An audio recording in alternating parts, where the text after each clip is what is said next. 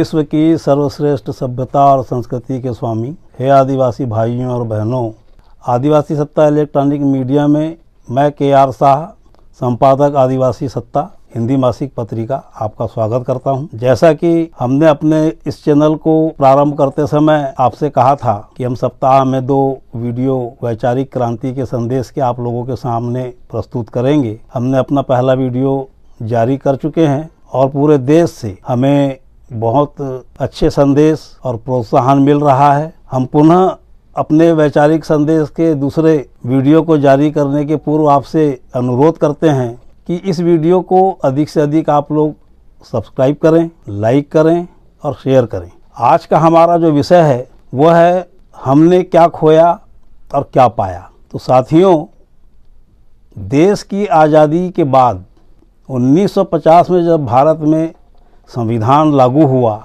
अगर हम तब से लेकर के आज तक इन 70 वर्षों की अपनी सामाजिक राजनीतिक गाथा पर यदि अगर हम आज चर्चा करें तो एक बहुत लंबा समय चाहिए इस विषय पे बात करने के लिए। हम संक्षिप्त में अगर इस विषय पे चर्चा करें कि इन 70 सालों में देश के मूलवासियों ने क्या खोया और क्या पाया, तो पाया यह तो इस देश में कहीं भी नज़र आता नहीं। क्या खोया यह सर्वविदित है, लेकिन हमारे समाज में सामाजिक, राजनीतिक, आर्थिक, शैक्षणिक इन तमाम विषयों पर 1980 के दशक से बेहतर तरीके से चर्चाएं प्रारंभ होती है।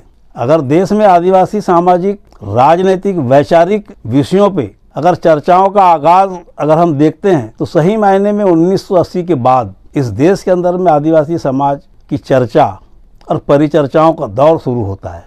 आज का जो विषय है, खास करके मध्य प्रदेश और छत्तीसगढ़ दोनों राज्यों का निर्माण 1 नवंबर को हुआ।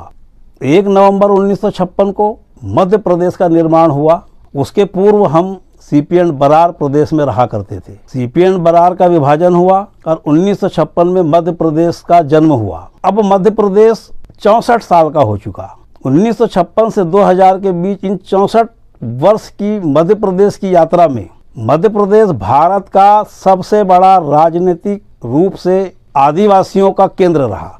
राजनीतिक केंद्र होने की वजह मध्य प्रदेश भारत का जनसंख्या की दृष्टि से और क्षेत्रफल की दृष्टि से सबसे बड़ा आदिवासी बाहुल्य राज्य बना। खास करके इंजीनियर कार्तिक उरांव साहब, जिन्होंने अखिल भारतीय आदिवासी विकास परिषद जैसी एक व्यापक संस्था का निर्माण कर पूरे भारत के आदिवासियों को एकजुट करने का सपना देखा, उनका भी मुख्य जो केंद्र रहा वो भोपाल रहा। डॉक्टर भंवर सिंह पोर्ते 1980 में मध्य प्रदेश आदिवासी विकास परिषद का निर्माण कर मध्य प्रदेश में सामाजिक और राजनीतिक क्रांति का आगाज करते हैं। इसलिए मैंने कहा था कि 1980 से हम अपने सामाजिक और राजनीतिक क्रांति की आगाज की शुरुआत हम लोग मान के चलते हैं।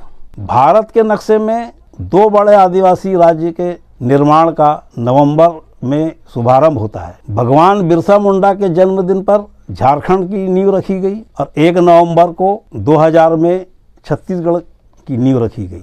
20 वर्ष छत्तीसगढ़ की उम्र को होने जा रहे हैं। इन 20 वर्षों में छत्तीसगढ़ जो आदिवासी बाहुल्य राज्य के रूप में निर्मित हुआ, यहाँ के आदिवासियों ने क्या खोया और क्या पाया, और 64 वर्ष के मध्य प्रदेश में आदिवासियों ने क्या खोया और क्या पाया, एक बड़ा व्यापक विषय है। मैं समझता हूँ इस पे बहुत लंबी चर्चाएं हो सकती है, लंबे व्याख्यान हो सकते हैं। इसकी पूरी बातों को रखने के लिए एक बड़ा लंबा समय लग सकता है, लेकिन हम कुछ खास मुद्दों पर 64 सालों के बीच और इन 20 वर्ष जो छत्तीसगढ़, हम इस पे बहुत संक्षिप्त में कुछ महत्वपूर्ण बातें आप लोगों के सामने रखकर हम चाहेंगे कि पूरे आदिवासी समाज में इसकी व्यापक चर्चा हो। और जो जानकारियां आपको नहीं है, खास करके युवा पीढ़ियों को जो इस बात की जानकारी नहीं है, वो अनभिज्ञ हैं, बहुत सारे विषयों पे वो आज नहीं जानते हैं, क्योंकि उस प्रकार का ना हमारे पास साहित्य है, ना उस प्रकार के हमारे पास में पत्र पत्रिकाएं हैं जो नियमित रूप से आपको इन विषयों पे आगाह करती रहे। तो मैं आपको कुछ छोटी छोटी बातें कि हमने इन 64 वर्षों में मध्य प्रदेश में और 20 वर्षों में छत्तीसगढ़ में क्या खोया।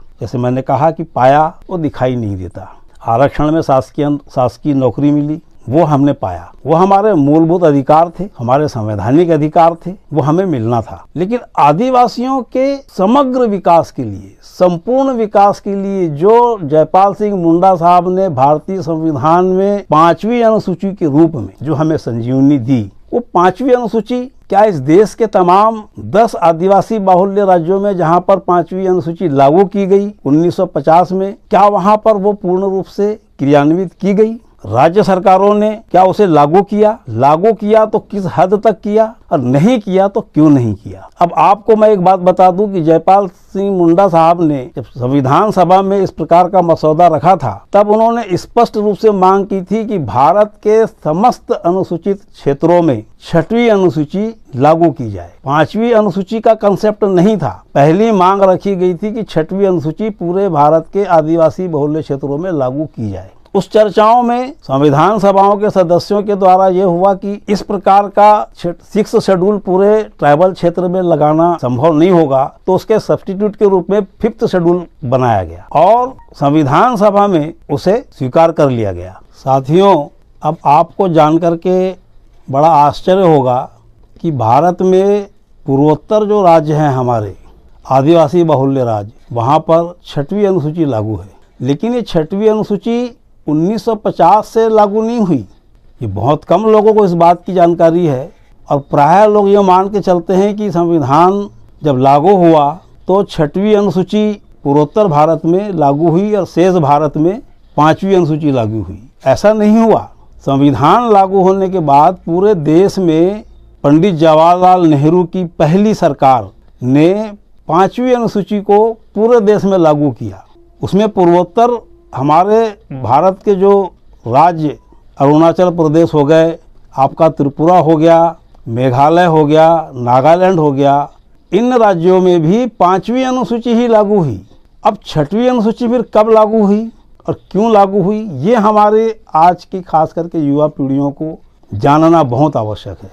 1976 में 6वीं अनुसूची पूर्वोत्तर भारत में लागू की गई और बड़े मजबूरी में लागू की गई। भारत सरकार ने बड़े स्वेच्छा से उसको लागू नहीं किया।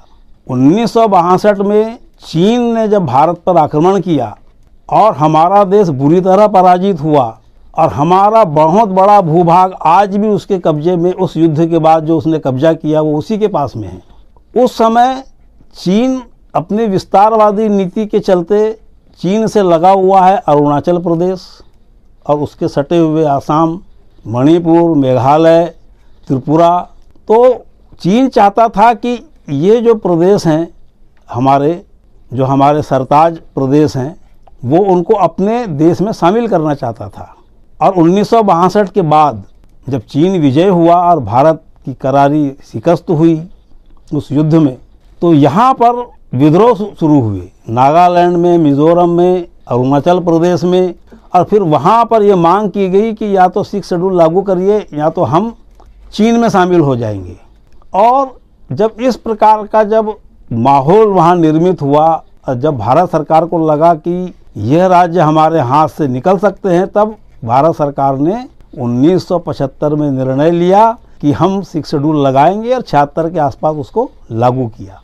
अब कितनी बड़ी विडंबना है ये कि 6 शेड्यूल भी भारत सरकार ने लागू किया तो मजबूरी में किया कि अगर ये प्रदेश हमारे हाथ से चीन के पास न चले जाए।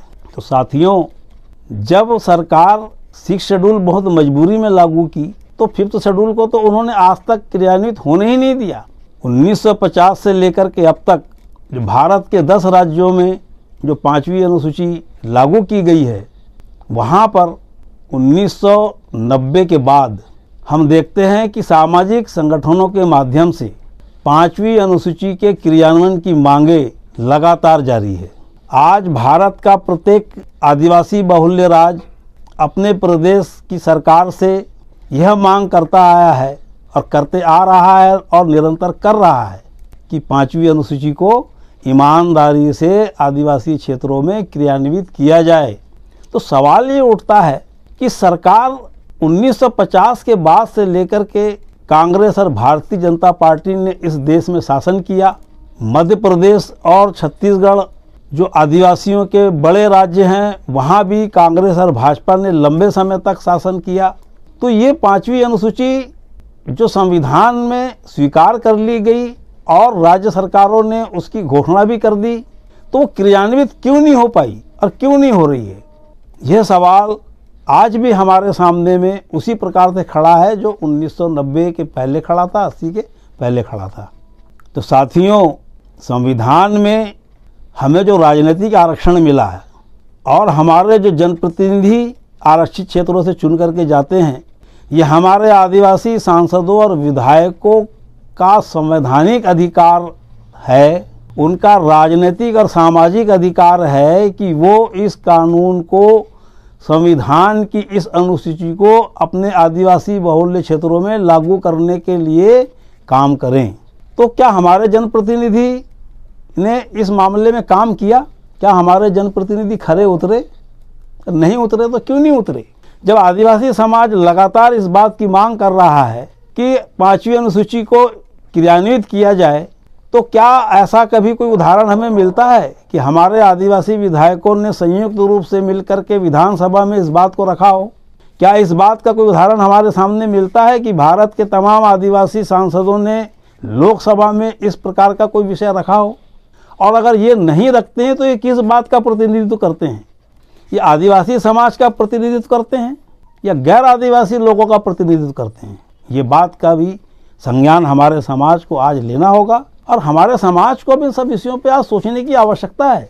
साथियों, मध्य प्रदेश के 64 साल और छत्तीसगढ़ के 20 साल। मध्य प्रदेश भारत का सबसे बड़ा आदिवासी बहुल्य प्रदेश, राजनीतिक, खास करके आदिवासी राजनीतिक क्रांति का मुख्यालय मध्य प्रदेश, पूरे भारत में आदिवासी वैचारिक क्रांति का प्रचार प्रसार करने वाला केंद्र मध्य प्रदेश, कार्तिक उरांव साहब और डॉक्टर भंवर सिंह पोर्ते साहब की कर्म भूमि मध्य प्रदेश। 64 वर्षों में इतनी राजनीतिक क्रांति के बाद डॉक्टर भंवर सिंह पोर्ते के नेतृत्व में आदिवासी मुख्यमंत्री की मुहिम सामाजिक स्तर पर सामाजिक बैठकों में चलाई गई।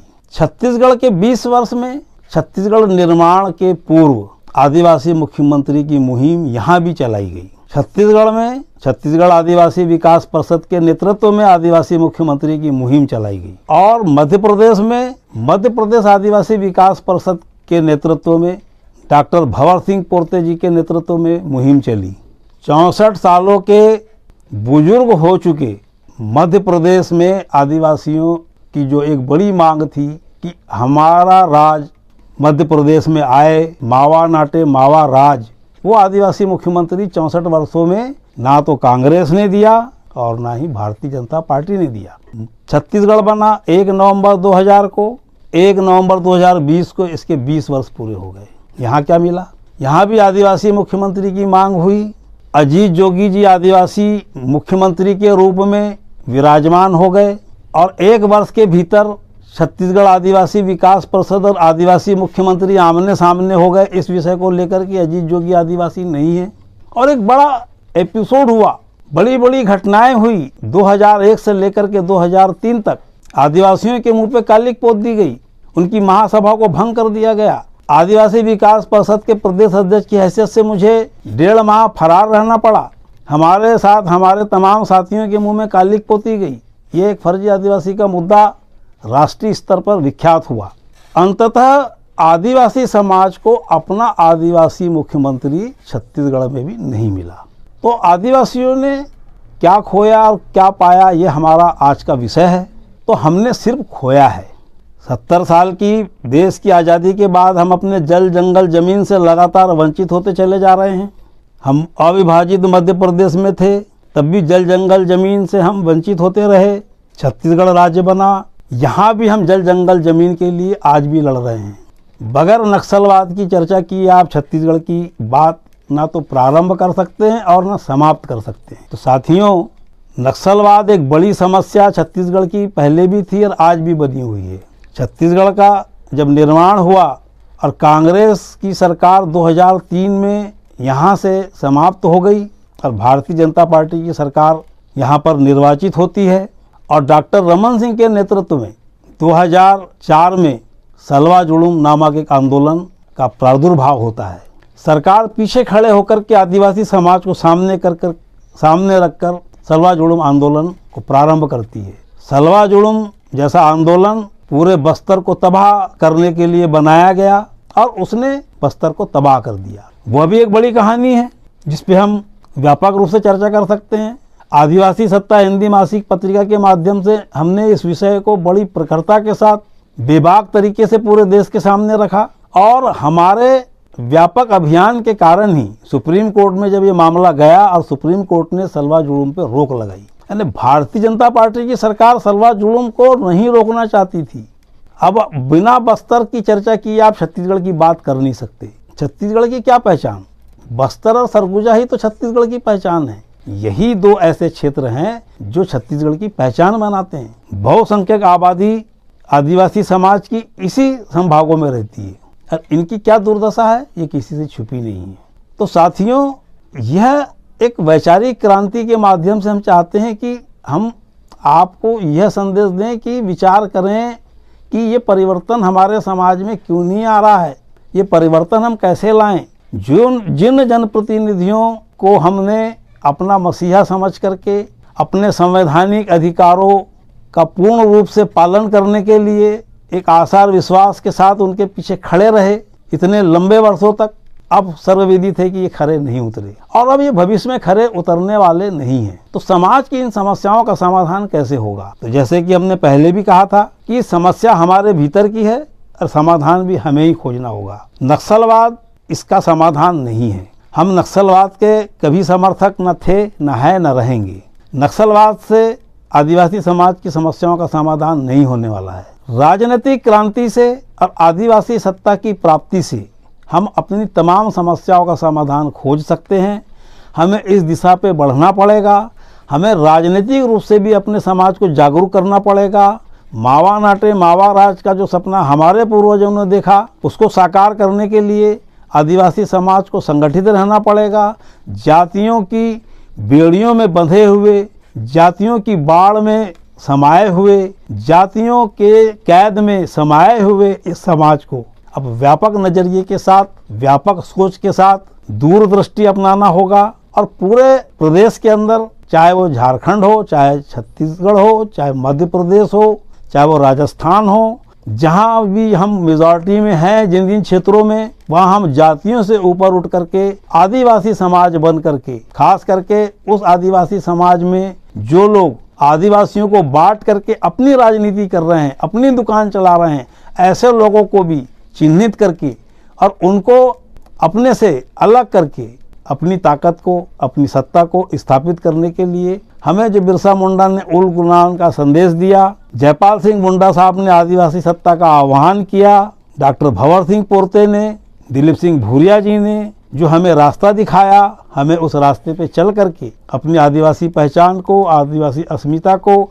और अपनी आदिवासी सत्ता को प्राप्त करने के लिए एकजुट हो जाने के लिए तैयार होना चाहिए। मैं समझता हूँ कि अगर मैंने पहले भी कहा था कि अगर हम खोने की बात करें तो हमने इतना अधिक खोया है कि हमें 60 मिनट से 90 मिनट इसको बताने में लग सकता है, लेकिन हमने संक्षिप्त में आपको बताया कि हमने खोया ही है, पाया कुछ नहीं है। आदिवासी सत्ता में एक स्लोगन बहुत मशहूर हुआ, बहुत लोकप्रिय हुआ कि हे आदिवासी तेरे पास खोने के लिए क्या है? कुछ नहीं है। तो तू मरने से डरता क्यों है? उठ, लड़ और अपनी सत्ता को प्राप्त कर, क्योंकि धरती का सारा ऐश्वर्य तेरा ही इंतजार कर रहा है। हे आदिवासी तेरे पास खोने के लिए क्या है? तो साथियों, इस वीडियो को, इस वैचारिक संदेश को अधिक से अधिक आप सब्सक्राइब करें, लाइक करें, शेयर करें और खास करके आप व्हाट्सएप ग्रुप में जितना अधिक से अधिक इस वीडियो को अपने परिचितों को, अपने मित्रों को, अपने दोस्तों को, अपने रिश्तेदारों को